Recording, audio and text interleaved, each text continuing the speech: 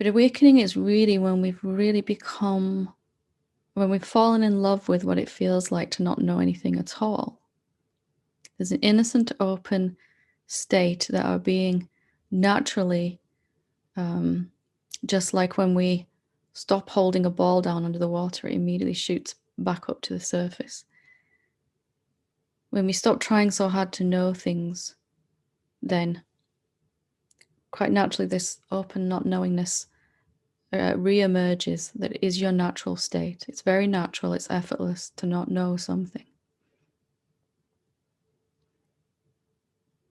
And that is a direct experience of reality, rather than experiencing my thoughts about reality, my thoughts about myself, my thoughts about this other being that's troubling me, or my thoughts about this emotion that's arising or something. In an innocent not knowing anything about what's happening in this moment, we're free to experience it as it directly is. Conversely, the more we know about something or someone, whatever we're experiencing right in front of us right now, the more separate we will feel from it, and the more negative emotion we will feel, and the more tension in the body, and the more lack we'll experience in our life in general. All of those are symptoms of knowing a lot of things about something or someone. And of course, the thing that we all know most about is awakening itself. We know that we're not there yet, or we know that we are there, or we know that we need to go further, or we're certain that we'll never get there, or that it's not going to happen for us, or something like that. And I could go on with a very long list of all the things we know about ourselves,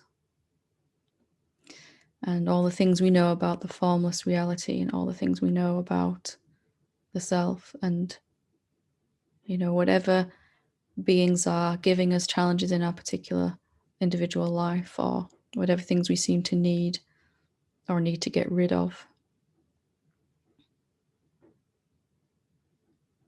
But have we ever really experienced reality? Have we ever actually come to our life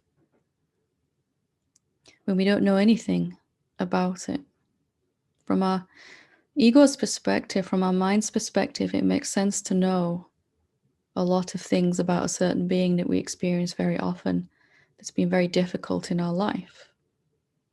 The ego says, this being is separate to me and outside of me, and the more I know about this being, then the more prepared I am for my next encounter with them, or for this thing that I need or want to get rid of. The more I know about it, the safer I am.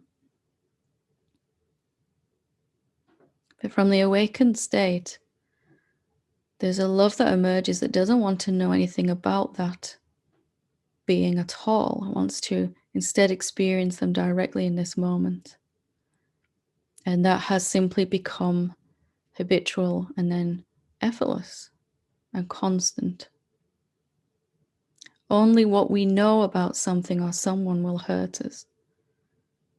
And maybe we've only been suffering from this emotion or this other being or this thing that we need because we know things about it. As the infinite reality that you really are, any thought that you believe around anything at all, you will experience. And we can keep on doing this forever, or we can consciously embrace this return to the innocent state, but consciously this time, so that we don't lose it again. It's fine to have ideas and concepts, but shouldn't they be optional whether you want to experience those concepts or experience reality? What is it like to meet and embrace your life, and perhaps more importantly, yourself and your awakening, without any ideas about it? What is it like to come to a satsang like this without any need to get anything out of it? without any idea that this is going to be the one that saves you, or this is going to be the time where you really get it. So that you're here and you're just listening, you're just here and you're just enjoying. And you're not pinning your hopes on something. Maybe you can intuitively feel that just being that way is going to be more relaxing and more joyful anyway. And that when you don't need anything out of this moment, there's a natural contentment and peace that arises anyway, that's always here, but it is covered over by our experience of what we think is happening, or what we think about this being, or what we think about the money we need, or what we think about ourselves and our deservability and all of that.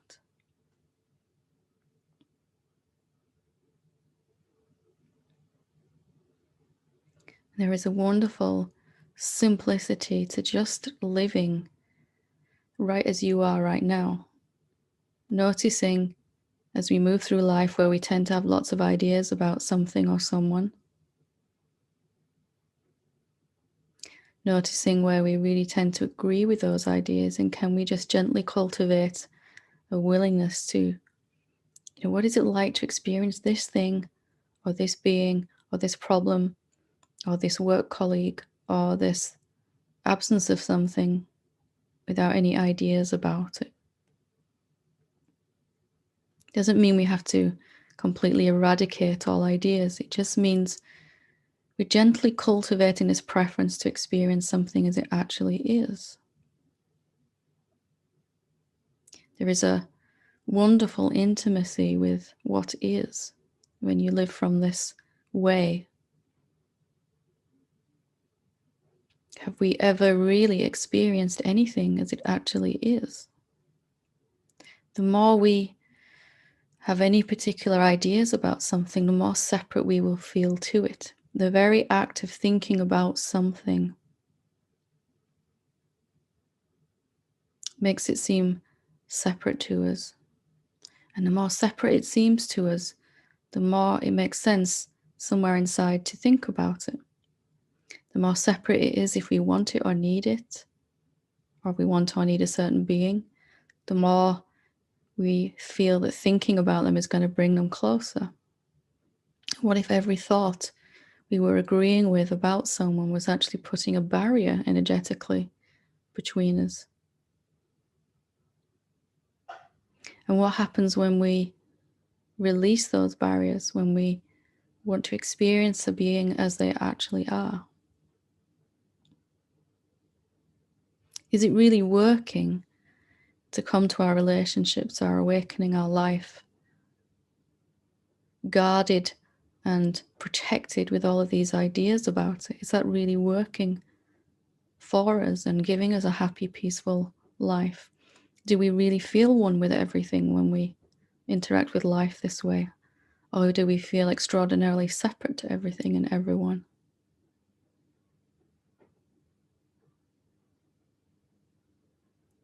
Can you meet a being for the first time every time? Or do you keep them alive in your memory and then experience the very same thing next time you see them? Do you remember lots of things about them and project those expectations onto the next time you're in the presence of that being? And can you step back from that?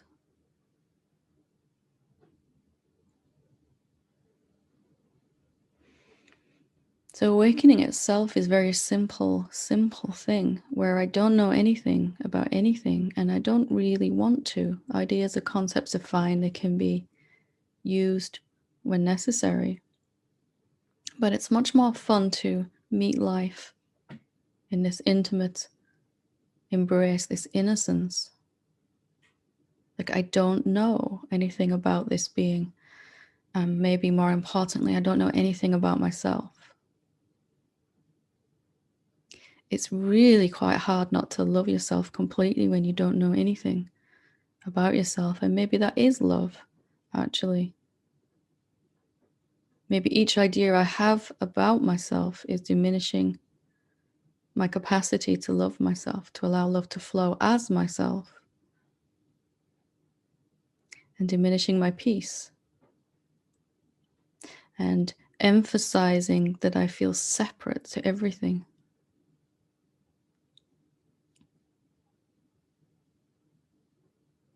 And what is it like when we stop doing that, even for a moment? Can you give yourself a coffee break right now where you're just here with me in this moment, and you're not having any ideas that you're agreeing with? At least thoughts can be there. What is it like to be in the satsang and not need anything out of it? What is it like to just be here? And is it necessarily something you have to do to pick up all these ideas again?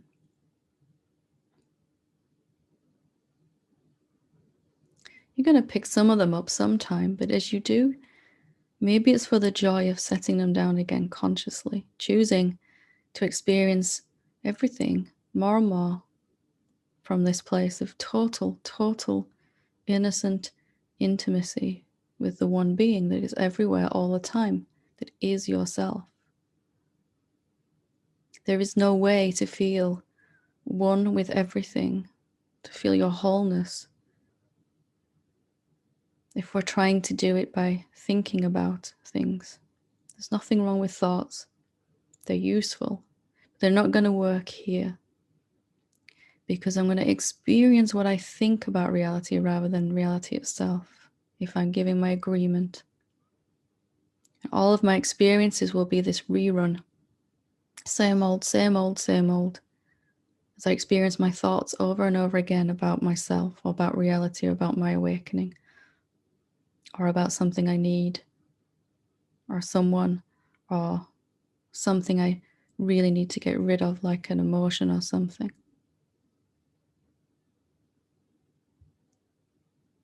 There is something so absolutely beautiful about just being with what is in this moment. It doesn't mean we don't have any ideas about how we would like it to unfold moving forward. But would those ideas be valid if we're not really here in this moment, experiencing reality as it actually is? Can we really know where we're going in our human existence if we are starting from the reference point of what we think is happening, actually? So there is a forgetting and an undoing and an unlearning that has to occur, which can either be a long, drawn-out, hard process if we're doing it from our separate sense of self.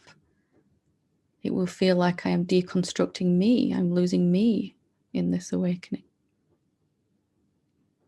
Or from the natural place, the natural state, the awakened way, it's just a return to that innocence, that openness, that curiosity, that not knowingness.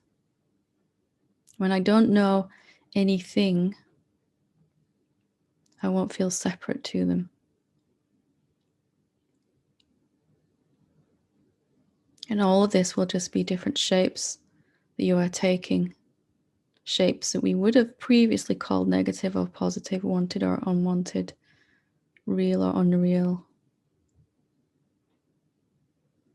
Even our mind, the sum total of all our ideas, is really just a shape that you're taking.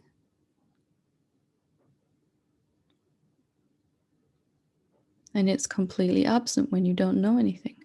You're not holding anything together. It's effortless. It costs a lot of energy to know something.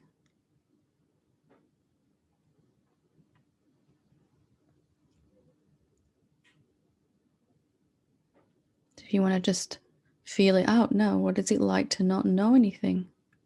Don't know this is a satsang. Don't know that you need to get something out of it. Don't know that there's any difference between me and you. Don't even know me and you. Just be with what is and see how you feel.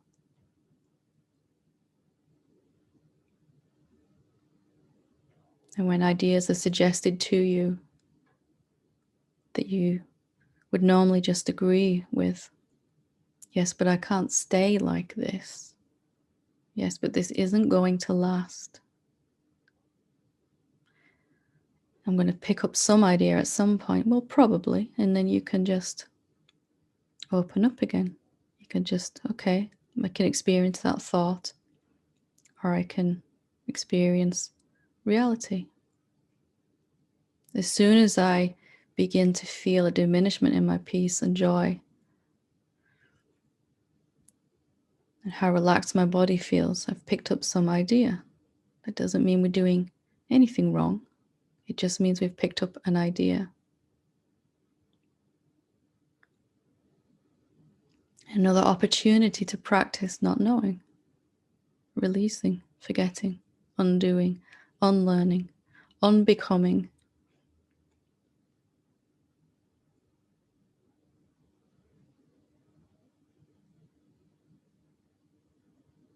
This naturally happens anyway when we're sitting with an awakened being to some degree, and it happens in sleep, deep sleep. It happens in a deep meditation. Why can't it be like this in the waking state right now?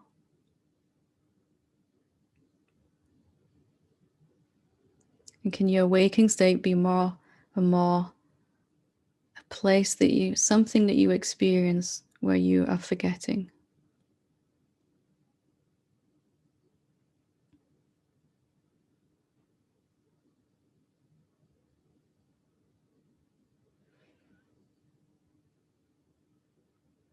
If you know something, you'll feel separate to it. If you don't know anything about what's right in front of you, you'll feel one with it. What does that feel like, feeling one with it? It's peace, joy, security, safety, love, wisdom, compassion, patience.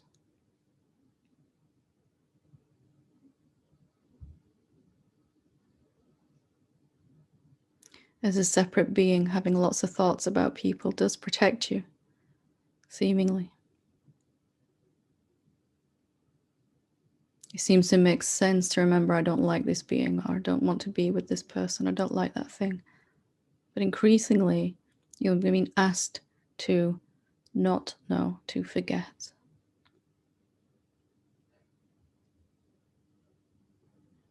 If you just forget right now in this moment that you're not yet awakened, just forget that and see how you feel.